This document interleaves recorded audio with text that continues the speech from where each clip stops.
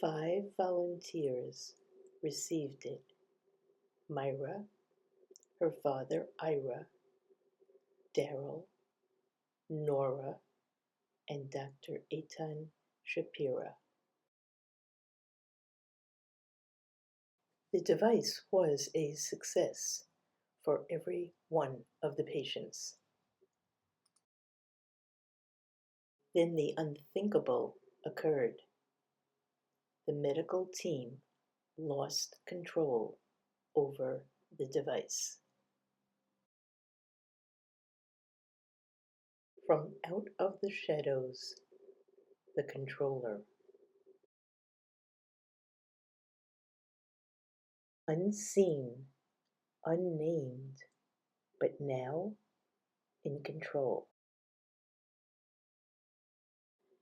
Those who knew the controller experienced the extremes of the dual personality.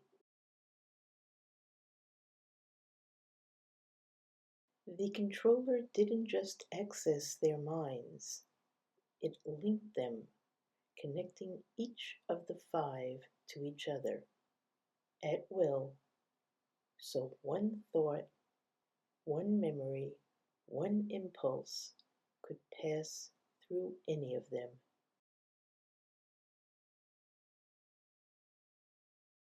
They were no longer alone in their own thoughts.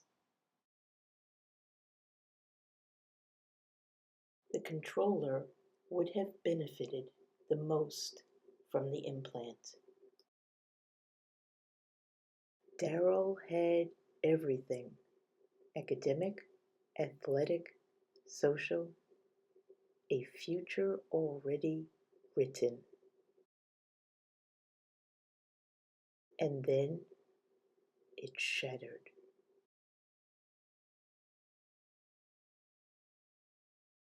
Daryl looked at old photographs. He remembered stories he couldn't forget. The experiences that his great-grandparents lived through post-Holocaust. These were not lessons. These were warnings about what happens when people stop choosing what's right. Words and inferences that didn't sound like jokes. Looks that lasted too long.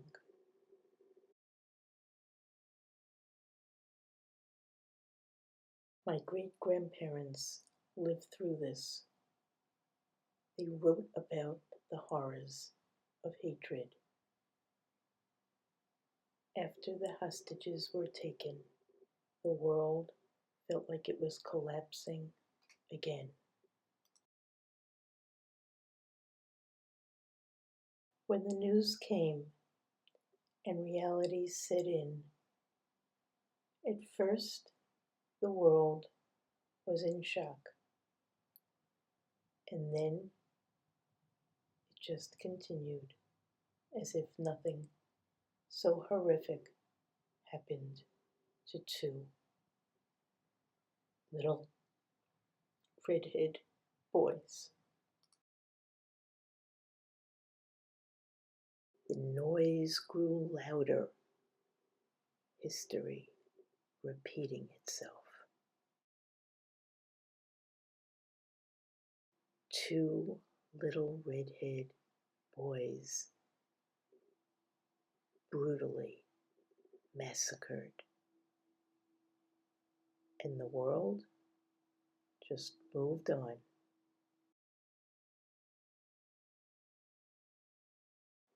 Daryl walked away from everything and chose to fight a war no one else could see. In his mind, one phrase: never again. Never again. He enlisted, he became a lone soldier, and returned a man fighting inside himself. As his body healed, his mind didn't. Physically on the mend, Daryl decided to visit his uncle Eitan. The implant helped Eitan Shapira deal with the horror of losing his entire family on October 7th. Perhaps the implant could help Daryl. Daryl was willing to try it. At first, Nora didn't think anything was wrong. As we all do, she told herself she was just exhausted. It felt like an overlap, a memory that didn't belong, a feeling she hadn't earned. Then a name, Myra.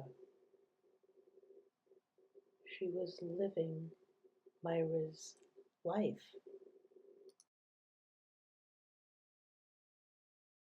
It started like a thought until the dreams started every night. Control wasn't taken, it was replaced. She felt things that weren't hers by another who she never met and had a life so different from her own. The first sign wasn't a voice, it was recognition.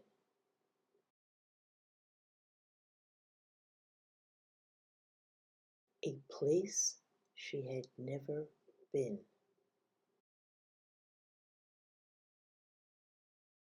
The feelings came next, but remembered perfectly. Love, loss, someone leaving.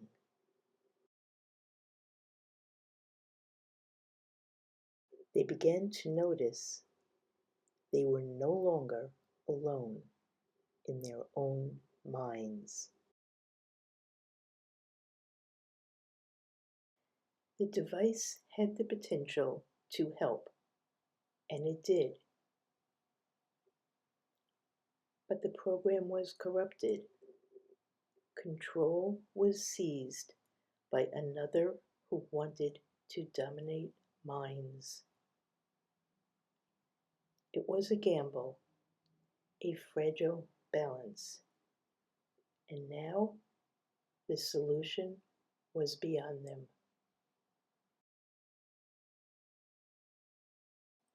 This was never the attempt. We wanted to help.